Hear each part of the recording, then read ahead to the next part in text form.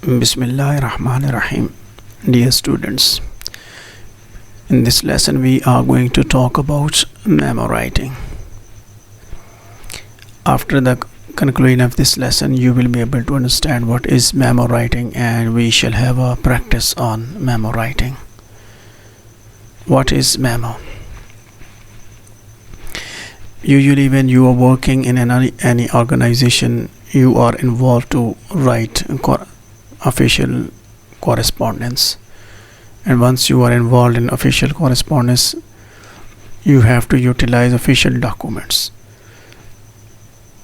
and this correspondence is involved between the organizations.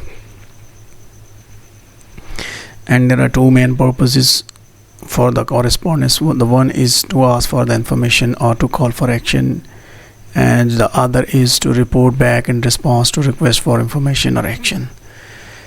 And it means to say that whether to ask for information or to report back, or to provide the information, or to reply the information, reply the request. So in both cases you have to write memos. So this is an official form of correspondence between the organizations.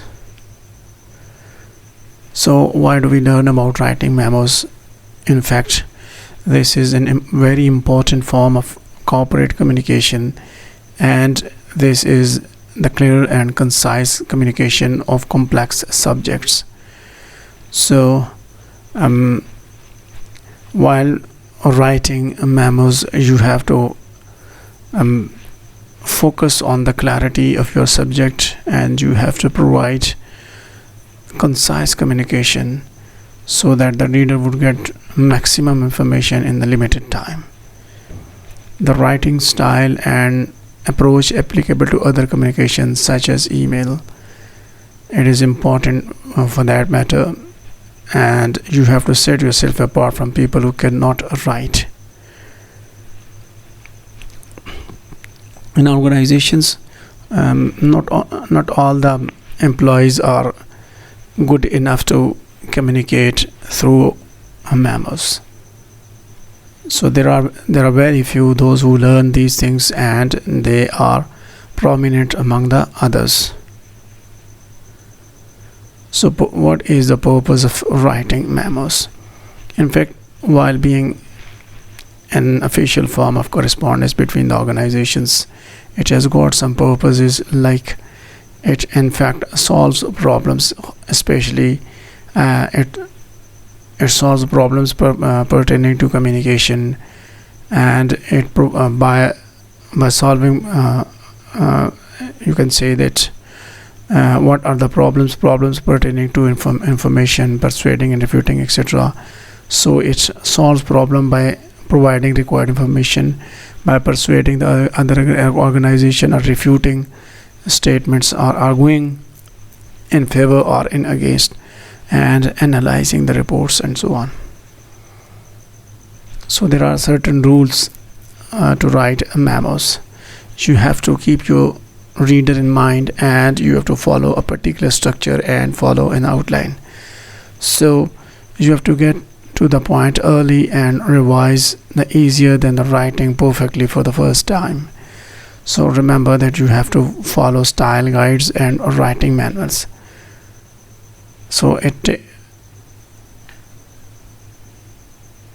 normally budget between 20 minutes to 1 hour for most memos. So I'm going to provide you one example of memo. So look here, to computer programming division from Vice President Lamberg. CC means the carbon copy. It means that this memorandum is also copied to whom. So the entire sketch of the memorandum is provided here. You can just look at this, and after reading this one, we'll be having another one to get some more ideas about the memorandum. So look, this is first part, this is the second part, this is the third part, the fourth, this is the fifth, and this is the body This is entire the body, and this here we are going to conclude the memorandum.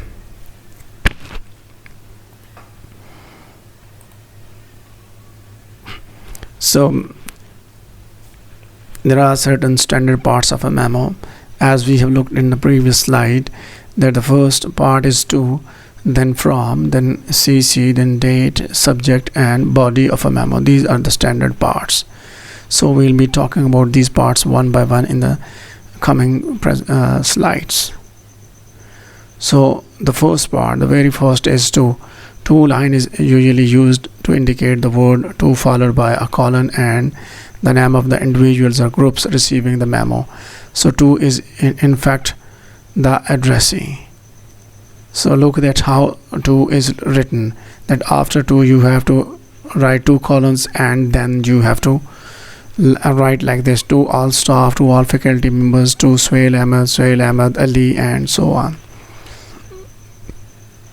So here you can see that to is the one who is being addressed. Computer programming division. From means that who is writing, and CC means carbon copy, that who is also copied this letter for the information or something else. So the main purpose is there. Remember that while writing to, you have to write all those who have to take actions, and CC means that they are just informed, so that they should keep in mind that some activity is going on. So after that, after to, there is from line. Second line is from. It indicates who is writing and distributing the memo. Your name and title should be included. If you are writing the memo, then you should name your write your name and a title, like Afshan Azli, principal, Con, JPMC, from human resources, from administration. So from line indicates that it can indicate in just one individual or group within the company. So CC line. If copies of memo should be distributed or shared by other members of the company, their names go on the line CC. Stands for carbon copy. I have told you that this is just for the information. Then this record is to be kept by someone else. Sometimes carbon copy is also provided to the clerical staff. So if the administration is writing and the clerical staff is to keep the record of that copy, so ultimately they're also written in the CC line.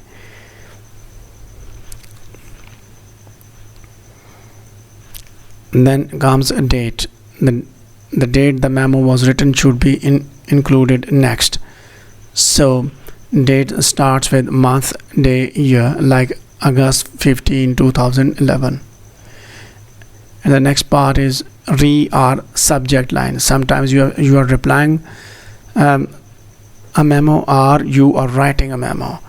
So re stands for in reference to, may be used interchangeably with subject. This line comes immediately after from line and indicates what the memo is about. It means that in fact it tells us the topic of your memo, that what you are going to write about, what you are going to tell.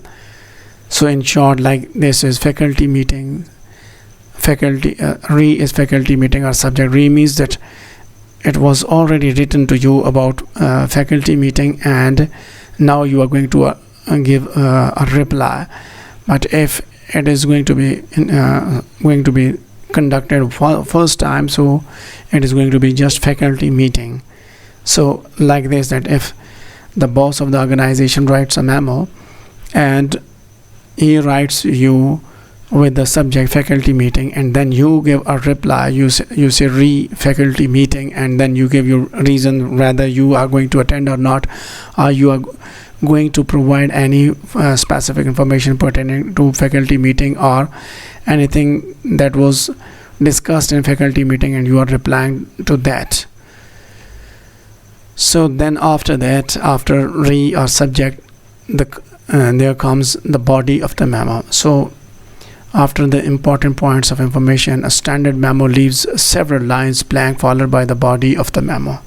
So the body of the memo should contain short, concise text formatted for quick and easy reading.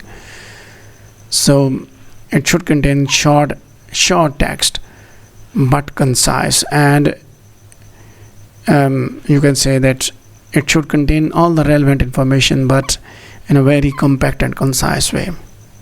So here I have provided you the body of the memorandum. And look that due to shortage of space on the slide, I didn't give this extra space. You have to add the space like this, so you can look at this. So there will be a space like this, and then this is the body of the memorandum. Then I'm going to provide you another example. Look that there customer presentation, and this is another short form of the memorandum. So if you have any question related to memo is in fact short form of memorandum. If you want to ask any question, please do.